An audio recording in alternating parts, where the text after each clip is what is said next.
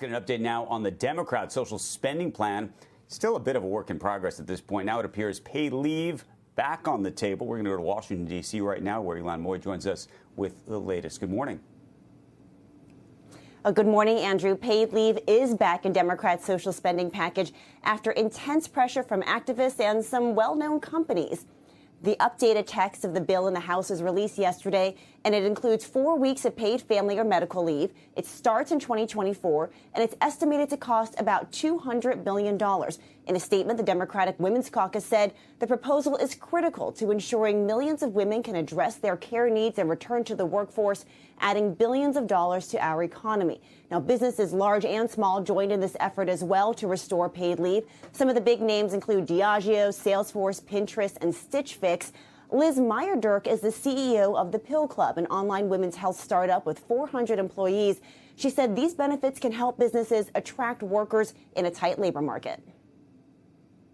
I think a lot about how do we show up for employees and how do we make sure we are addressing mental, physical, emotional needs, and putting in policies can give employees that sense of security and comfort that the company that you're working at, working with, working for is thinking about you holistically as a person. But this proposal still does not have the blessing of Senator Joe Manchin, who has called it a challenge. So even though, guys, the House wants to vote on this bill by the end of the week, there are still some hurdles in the Senate. Back over to you. Shall I ask you to handicap it? I've been asking that for weeks now, and it's very hard to begin to know what's about to happen here.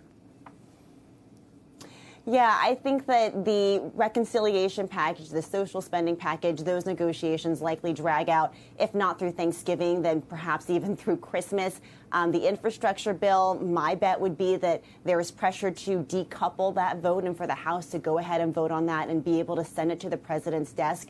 But clearly there is now a movement in the House not to wait on the Senate for this broader package and not to what they're calling pre-conference, make sure everything is agreed to before they bring that to the floor, because they're feeling a lot of pressure after the Virginia and New Jersey elections. Well, that's what I was going to ask. To get something done.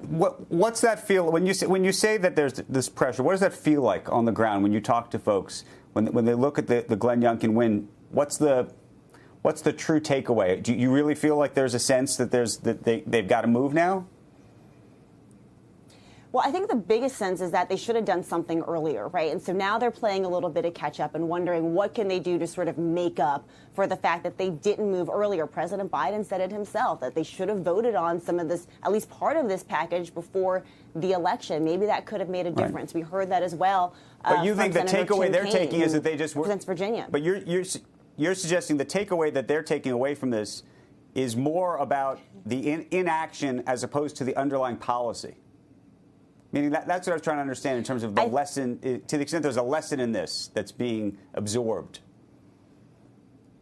I think that there is a political desire for a win to make up for the loss in Virginia. And so that is why you're seeing this pressure for an action. In terms of what is the right policy, I think right now it feels like a lot of spaghetti against the wall. And that's sort of the deeper debate that they're going to need to have ahead of the midterms. But right now they just want to win wherever it can come from.